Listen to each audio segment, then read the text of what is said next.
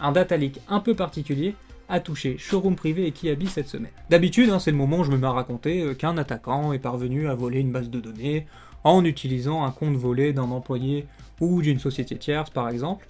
mais pas cette fois-ci. Ce data leak ici est la suite logique de tous les autres fuites de données que l'on a vues en 2024, où les attaquants commencent enfin à tirer profit des informations qu'ils ont achetées sur le dark web. Car cette fois-ci, les attaquants ont fait ce qu'on appelle du credential stuffing, c'est-à-dire qu'ils ont tout simplement utilisé des identifiants de connexion qu'ils ont précédemment fuités pour se connecter sur les sites de Kiabi et Showroom Privé. Vous l'aurez compris, Kiabi et Showroom Privé ne sont pas les seuls en tort dans cette histoire, car les utilisateurs, qui utilisent le même mot de passe sur différents sites, sont aussi un peu dans le mal dans cette histoire, mais il ne faut pas oublier que du côté des retailers, ils auraient pu faire un petit effort en ajoutant quelques mesures de sécurité supplémentaires, comme le fait de bloquer un compte après plusieurs tentatives de connexion infructueuses par exemple. Le point positif dans tout ça, c'est qu'à date, seuls les comptes ayant subi du credential stuffing ont vu leurs données accéder de manière illicite, et donc sans conséquence pour les autres utilisateurs de la plateforme.